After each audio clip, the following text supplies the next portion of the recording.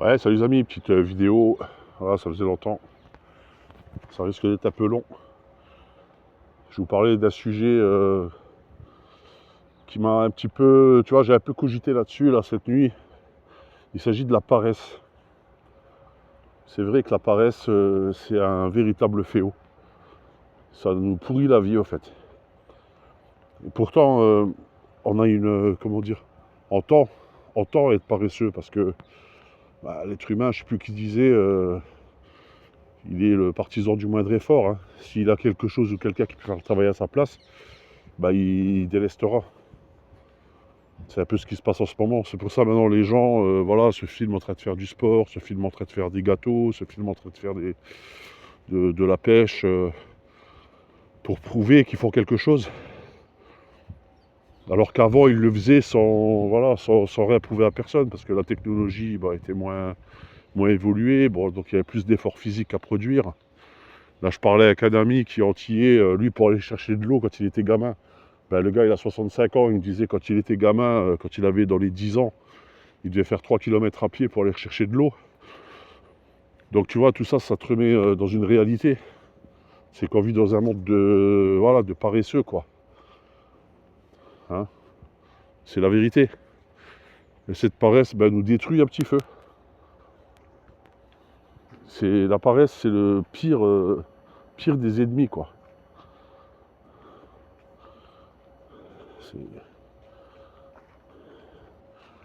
Je parlais avec des mecs, ils sont près de la retraite, ils ont mal au dos, ils ont mal partout. Ils s'imaginent, c'est parce qu'ils ont fait trop d'efforts. En fait, c'est le contraire, c'est parce qu'ils n'ont pas fait assez d'efforts. On est fait pour faire des efforts, on est fait pour bouger, marcher, chasser, normalement, tu sais. Sinon, on serait que des cerveaux sur roulette, quoi. Et encore des cerveaux qui servent franchement pas à grand chose, quoi, à part débiter des conneries sur TikTok. Donc voilà, oui, on tend vers la paresse. Et la paresse, ouais, ça te détruit un petit feu. Et je me faisais cette réflexion parce que quand tu es paresseux, finalement, tu dois doubler d'efforts pour être tranquille. Parce que de toute façon, si tu n'exploites pas ton talent, c'est un prof qui m'avait dit une fois, un prof, qui m'avait fait un compliment, qui m'avait dit, tu as du talent, c'est dommage, il faut le travailler, ton talent. Sinon, tu feras des boulots qui ne te plaisent pas, tu seras dans une voie qui ne te plaît pas et tu seras frustré. Il avait à moitié raison. Il avait à moitié raison, je dis bien, parce que la voie professionnelle que j'ai choisie, et puis la voie artistique, on va dire, c'est... Bon, je me suis moi-même mis dans cette situation, mais en même temps, moi je vais vers des choses qui me plaisent quand même, donc tu vois, je subis pas trop les choses non plus. Au bout d'un moment, quand ça me saoule, je pars. Même si j'ai du mal à partir, mais quand ça me saoule de trop, je finis par claquer la porte. Donc globalement, ça va, je m'en suis quand même relativement bien sorti. Puis à l'époque, quand j'étais plus jeune, je voulais bien gagner ma vie, moi. Donc tout ce qui était artistique, je m'en foutais un petit peu, quoi. Maintenant, c'est vrai que ça me plairait bien. Un métier plus dans l'artistique, mais il faut une quantité de diplômes. Moi, je me suis proposé pour être prof de dessin, mais il faut énormément de diplômes. Il faut avoir fait ses preuves. Il faut être pédagogue, il faut travailler aussi son rapport avec les autres. Il faut travailler aussi, enfin c'est énormément de travail, il ne faut pas croire. Tu vois, il faut être patient, il faut se sacrifier aussi. Hein. Il y a une part de sacrifice quand tu es artiste et que tu veux vivre de ton art. Je pense notamment à ceux qui font de la bande dessinée. Pour moi, c'est le pire des trucs, la bande dessinée. C'est presque un truc d'autiste, quoi. Tu es toute la journée sur ta table à faire des planches. C'est le pire des trucs pour moi. Même si je les respecte à fond, ces gens-là. Mais être créateur de bande dessinée, c'est un truc de curé, quoi. Il faut plus sortir de chez soi. Et moi, c'est hors de question, parce que moi, comme j'ai dit, c'est un peu, je suis un artiste nomade, quoi. Je crée, mais en même temps, je bouge, je sors de chez moi. Voilà, je ne suis pas du genre à rester cloîtré dans la maison, quoi. Donc voilà, il faut peser le pour et le contre. Mais travailler, hein, c'est travailler, c'est dur de travailler parce qu'il faut se donner un rythme. Il faut être méticuleux, il faut être consciencieux, faut être soigné. Ça, c'est plein de choses que, tu vois, faut prendre soin de ce que tu fais, il faut bien les ranger, bien les classer. Et ça, c'est pas trop mon fort, tu vois. Moi, j'ai mes tableaux qui traînent un peu partout, j'en ai qui se sont déchirés. Donc voilà, c'est cette paresse de tout repousser au lendemain, de oui, je vais faire ça plus tard, j'ai le temps. En fait, ça te mène vers une voie de garage. Il faut absolument, je pense, même dans la voie artistique, il faut une discipline, hein. Je sais, le mot, il fait un peu flipper, là, mais il faut mettre de l'ordre, quoi, parce que sinon, moi, j'ai des trucs qui traînent sur l'armoire, sur l'étagère. Il y a même des trucs que j'ai perdus.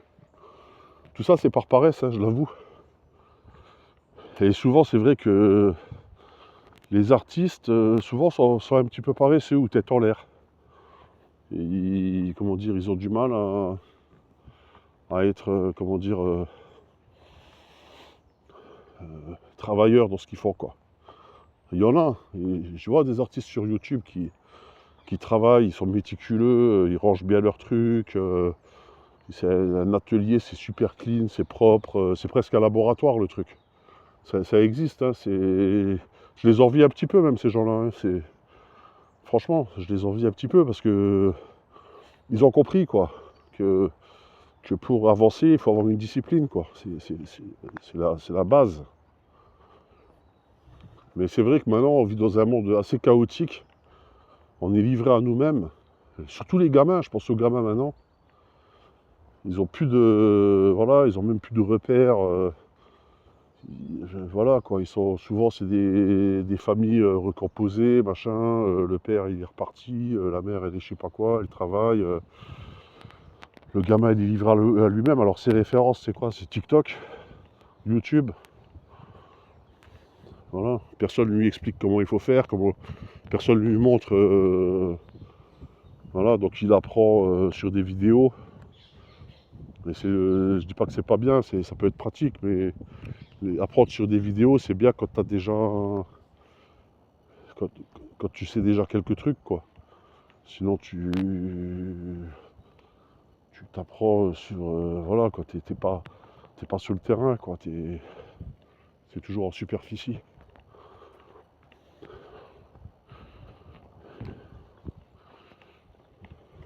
Moi, je sais que ma gamine, j'essaye déjà de lui expliquer que rien n'est facile, hein, qu'il faut travailler. Il faut travailler, même si tu es un artiste, il faut une rigueur à avoir. Et la paresse, c'est vrai que ce que m'avait dit le prof, ça m'avait fait mal sur le coup. Tu sais, quand il m'a dit, j'ai eu une petite discussion avec lui, il m'avait dit si tu bosses pas, au fait, tu seras l'esclave des autres. Les autres vont t'esclavagiser. Regarde les gens qui ont des bullshit jobs ou qui font des boulots de merde, même dans le tertiaire ou dans le bâtiment.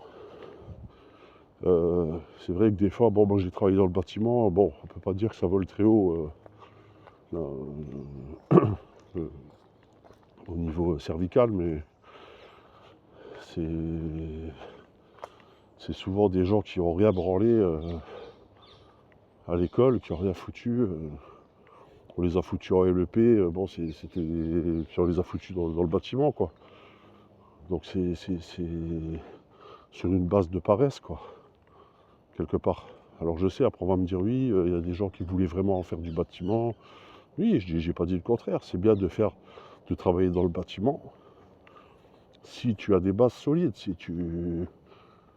Je sais ce que je dis, ça va peut-être faire rager beaucoup parce que souvent on me dit oui, il y a les manuels et les intellectuels. J'ai même entendu des mecs qui me disent tu peux pas être intellectuel et manuel. Ben moi je dis que c'est le contraire. Avant d'être manuel, il faut être intellectuel. Avant de faire un travail, ton travail il faut l'intellectualiser, sinon t'es un crétin des Alpes quoi. Tu vas pousser des pierres, tu sais même pas ce que tu fais, t'as même pas la conscience de ton travail quoi. Donc t'es esclave. Si t'as plus la conscience de ton travail, et que tu es juste sur une conscience extérieure, c'est-à-dire quelqu'un te donne l'ordre de faire des trucs que tu sais même pas tu connais ni le tenant ni l'aboutissant, t'es un abruti, mec, tu vois.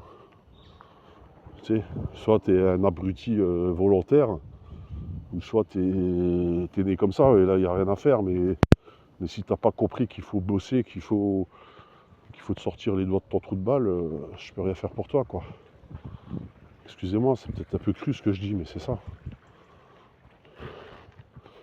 Je sais pas, je prends l'exemple je prends un exemple des gens qui veulent perdre du poids.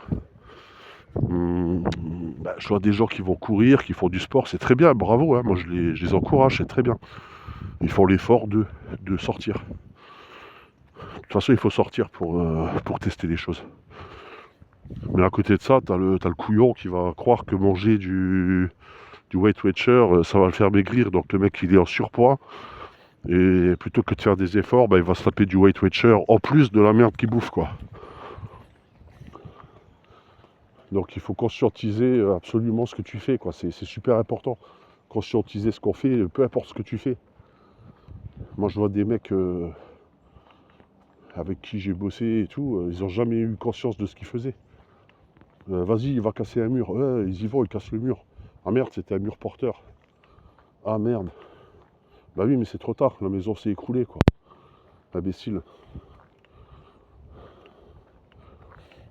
Alors, ouais, je sais, avant de mettre un pouvoir, je sais, je vais dériver un petit peu dans ma vidéo, mais on me parle souvent de mettre un pouvoir spirituel en place avant le pouvoir étatique, mais moi je suis pas tout à fait d'accord avec ça. Il faut déjà avoir un pouvoir de la conscience, quoi, un pouvoir de logique, en fait. Il faut être logique. Mais pour être logique, il faut travailler sa conscience. Il faut toujours être en conscience. Toujours. Dans tout ce que tu fais. Ça ne veut pas dire que tu te fais des nœuds au cerveau. Parce que beaucoup de gens me disent, oui, tu te fais trop de nœuds au cerveau, tu réfléchis trop. Ces idiots. Et quand il leur arrive des couilles dans la vie, ah, je comprends pas ce qui m'est arrivé, t'avais qu'à prendre conscience de ce que tu fais, abruti. Je sais pas, le mec il prend, je sais pas moi, le mec il picole 3 bouteilles de whisky par jour, ah je comprends pas, j'ai une cirrhose du foie. Bah oui, je le faisais parce que j'aimais bien faire la fête. Il fallait prendre conscience, hein, il fallait prendre conscience que boire 3 bouteilles de whisky allait forcément te mener vers le cimetière, quoi. L'hôpital, voire au pire le cimetière. Donc si t'as pas conscience de ça, t'es un idiot, quoi, tu vois. Donc t'es un gamin, t'es un enfant. T'as aucune conscience du monde dans lequel tu évolues, de ta santé, du corps que tu as, auquel il faut prendre soin, de ton outil. Mais on est dans un monde comme ça, les amis. Un monde de malades qui veulent se soigner. Ils vont sous eux-mêmes dans des merdes, des situations de merde, des relations de merde, des trucs des voies de garage. Ils ne travaillent pas leur conscience. Je te parle même pas de travailler dur, hein. C'est juste, quand je te dis travailler ta conscience, tu peux être un naïf. Moi j'étais assez naïf quand j'étais gamin, assez fleur bleue, hypersensible, et tout et tout. C'est pas de ma faute. Je suis né comme ça.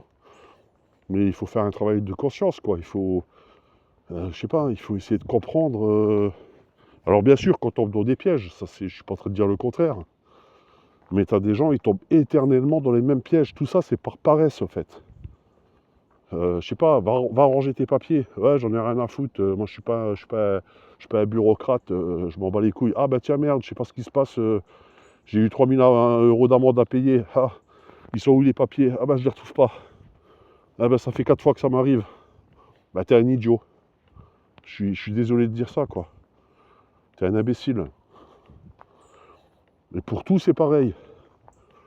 Soit tu as conscience de ce que tu fais, voilà, j'ai du talent, j'y crois, je travaille et puis j'avance. Si maintenant c'est j'ai du talent, j'y crois pas, je travaillerai pas pour moi, mais je travaillerai pour les autres, et je suis malheureux, écoute, soit t'es maso, t'aimes ça, soit, mais arrête de mettre la faute, t'as pas de chance, quoi. C'est juste toi qui n'as pas... Et moi je me mets dedans, hein. Je me mets dedans. Hein. J'ai pas suffisamment travaillé ma conscience, étant plus jeune. Franchement, faut être adulte, quoi. C'est vrai. Et puis on est dans un monde de loisirs, donc on pense à se divertir constamment. Je vois même des boomers, ils ont 70 ans. Ils sont même pas en conscience encore, ces gens-là. Ils sont toujours dans le je me divertis, je m'amuse, je prends du plaisir au détriment de ma famille, au détriment de tout le monde.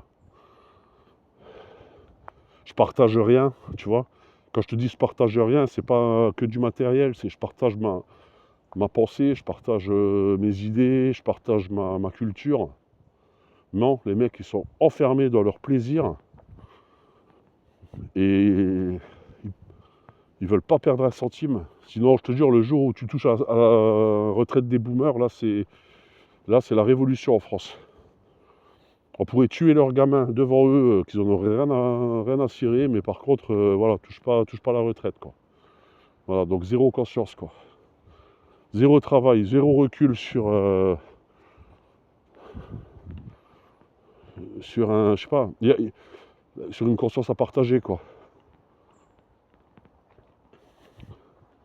Je suis en colère parce que je me mets dedans aussi, tu vois, j'ai l'impression d'avoir été victime aussi de ce système de loisirs à la con, de séries, de jeux vidéo, même si jamais été un gros fan, mais de se reposer sur les idées des autres, sur les loisirs des autres, sur le rêve des autres, sur la politique des autres. Parce que finalement, on nous intègre dans la politique, mais tu ne fais que cautionner les idées des autres, en fait. C'est même pas tes idées à toi. Tous ces ministres, ces gens-là que chichement payés, c'est leurs idées que tu es en train de cautionner. Toi, tes idées, tout le monde s'en fout de tes idées, en fait. Moi, je serais d'avis de voter pour soi-même, quoi. Voter, que je vote, que mes idées soient primes sur celles des autres, en fait. Tu vois? Mes idées, je les trouve plus intéressantes que les idées d'un ministre, peu importe lequel, hein. Qu'on nous bourre le mou pour aller voter parce qu'il va nous sauver aussi que ça. Ils vont rien nous sauver du tout, ces gens-là. Parce que c'est notre conscience qu'il faut sauver. Voilà. Je sais, ma vidéo était peut-être un peu brouillon, je pars un peu dans tous les sens, mais j'essaie de retrouver le fil là, tu vois. Et donc la conscientiser, ouais, c'est méga important voilà, voilà, j'ai conscience dans le monde dans lequel j'ai évolué, ce monde-là est pas terrible. Euh, on essaye de me divertir, on essaye de me faire rentrer dans une secte, peu importe, une secte politique ou je sais pas quoi, donc il faut m'en protéger, il faut que je fasse en sorte que ça n'altère pas mes idées, mes pensées, quoi. Je sais pas si tu vois ce que je veux dire, c'est... Merde, qu'est-ce que je fais? Je sais pas si tu vois ce que je veux dire. Euh, donc voilà, il faut... Enfin, il faut... C'est important de... Ouais, de... Je crois que je me suis trompé de chemin, les amis. Ouais, d'être sensible au monde, sur le monde qui nous entoure, et puis d'avancer, comment dire, en conscience, quoi. Allez, ciao.